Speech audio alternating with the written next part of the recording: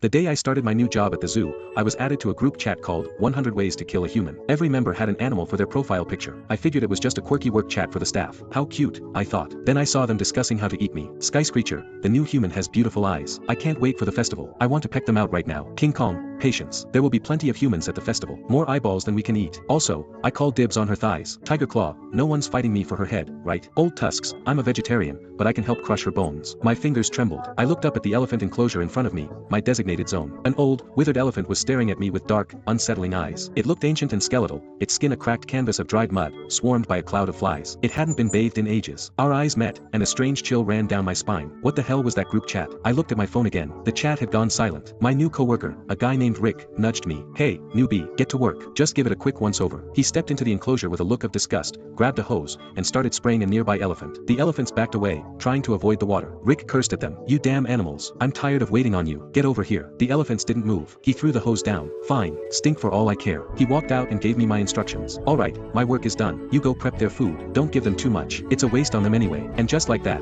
he was gone. Every elephant watched him leave, especially the old one. Its murky eyes were filled with a cold rage. A new message popped up in the chat. Old Tusks, just wait until the festival. I'll be the first to crush that hose-wielding human. Then all the other humans. Sweet Trunk, Daddy, let me do it. Let me, Fatty the Seal. Tons of humans will come to see us during the festival. If we riot then, we can kill so many of them. Monkey King, that hose-wielding human deserves to die. The new one is probably just as bad. I'm gonna hit her with a rock. My eyes widened. I spun around just as a rock the size of an egg whizzed past my ear. A cold sweat broke out on my skin. On the monkey enclosure not far away, a monkey was standing on 2 feet, baring its teeth at me. When it saw me looking, it immediately started scratching its chest, feigning innocence with a goofy grin. I swallowed hard. Now I was sure. The members of the 100 Ways to Kill a Human chat were the animals themselves. My head was spinning. These animals, they hated humans this much, and they were planning a riot during the upcoming Christmas. After a moment of hesitation, I walked into the elephant enclosure and started my work. All the elephants watched me with cold indifference. As I cleaned, my mind raced. The state of the enclosure was appalling. Piles of dung were everywhere, both inside and out, and the stench was overpowering. The artificial stream and pool meant for the elephants to play in were black with filth. The tap on the man-made hill had been dry for a long time. Animals, especially intelligent ones like elephants, value cleanliness. I couldn't imagine how miserable they must be living here. I worked tirelessly, shoveling out mounds of waste and scrubbing the feeding troughs that hadn't been cleaned in days. It was well past noon by the time I was about 70% done,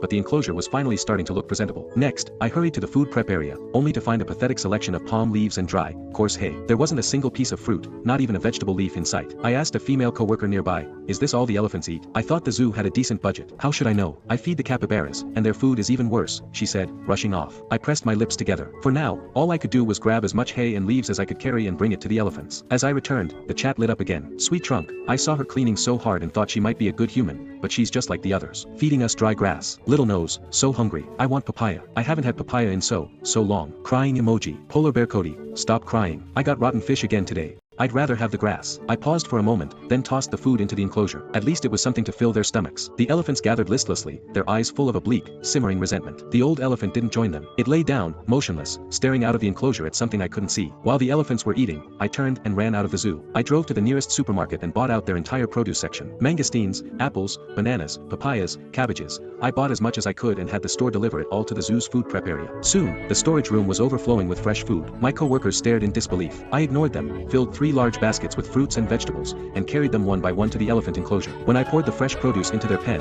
all the elephants froze. They had been chewing on the dry, tasteless hay, completely unprepared for the sudden bounty. Go on, eat up. There's plenty more, I urged with a smile, tossing a mangosteen towards the old elephant. He didn't react in time, and it landed on the ground in front of him. The fruit split open, its juicy white flesh quivering like jelly, releasing a sweet, fragrant aroma. The old elephant stared at the mangosteen. He slowly curled his trunk around it, bringing it close to his eyes, examining it as if he couldn't believe it was real. Finally, he looked at me. I waved. Go on, it's sweet. Drool trickled from the corner of his mouth. In a flash, he popped the entire mangosteen into his mouth. For the first time, I saw an expression of pure, unadulterated satisfaction on an animal's face. The other elephants went wild, devouring the fruits and vegetables as if they hadn't eaten in a decade. I had to make 3 more trips with baskets overflowing with produce to keep them from starting a frenzy. Meanwhile, the group chat was exploding. Sweet Trunk, Daddy, I'm eating an apple. It's so sweet. I'm literally crying. Crying emoji. Little nose. Wow, cabbage. So much cabbage. And my favorite, papaya. Sky Screecher, what's all the noise about? My keeper just slapped me again. Day 56 of wanting to peck her eyes out. Tiger Claw, you foolish elephants. Remember this. Behind every human's kindness hides a rifle. Monkey King, hey, is it a party over there or what? Throw a banana over here. I glanced from my phone to the monkey enclosure. The Monkey King and a troop of his followers were scratching their heads, staring intently at the elephants. Many of them had their hands outstretched, hoping for a stray banana. But the elephants were silent, single-mindedly focused on their feast. I grabbed a banana and hurled it towards the monkey enclosure. The Monkey King leaped high into the air and caught it with one hand. Before he even landed, the banana was gone. He must have been starving. The rest of the monkeys started hooting and hollering, all of them begging for bananas. I did my best, tossing as many as I could over to them. The whole enclosure erupted in a celebratory chaos. Between that and the noise from the elephants, this corner of the zoo was more alive than it had been in years. Animals from nearby enclosures were all watching, a chorus of chirps, squawks, and growls filling the air. Luckily, there were very few visitors today,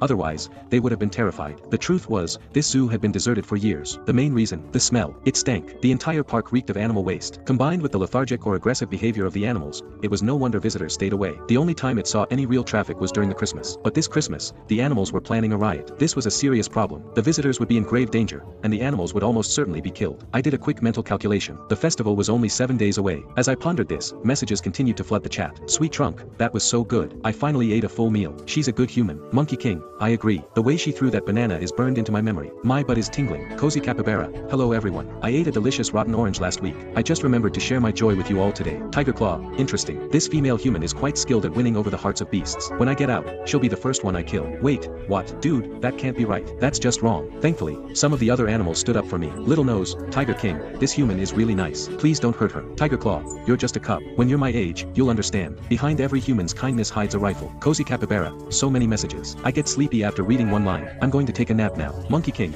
I think we should observe her a little longer. Don't be rash. Tiger King, Tiger Claw, humph. It was like a roar echoing through the jungle. The chat went silent. I shook my head and got back to work. I could have taken a break, but there was still so much to do in the elephant enclosure. The most urgent task was to restore the running water. Otherwise, bacteria would breed, and the elephants would all get sick eventually. I found the person in charge and spent 2 hours pleading with him, finally slipping him $20 to get him to open the water valve for the enclosure. Suddenly, water gushed from the opening on the man-made hill, clear and fresh, cascading down the rocks into the stream and then into the pool. It would only take a few hours for the dirty water to be flushed away, and the elephant's happiness would return. As expected, a wave of excitement swept through the enclosure. The younger elephants trumpeted towards the hill, their trunks raised high. Some couldn't wait and jumped straight into the chilly stream. On the monkey hill, the Monkey King craned his neck and let out a series of excited hoots. Hoo-ah. I had no idea what he was saying, so I checked the chat. Monkey King, hoo-ah. The white egrets, shared account. What's that dead monkey screaming about? We were flying by and almost fell out of the sky. Monkey King, sorry, I got so excited I slipped into my native tongue. I was saying, that human turned on the water for the elephants. King Kong, I heard it. That beautiful, familiar sound. It seems that human really is a good one. All sorts of animals started popping up in the chat, buzzing with discussion. I even saw a panda post a sticker of 2 paws pressed together in a prayer of thanks. For some reason, my heart felt warm, and a goofy grin spread across my face. But then, the Tiger King reappeared. Tiger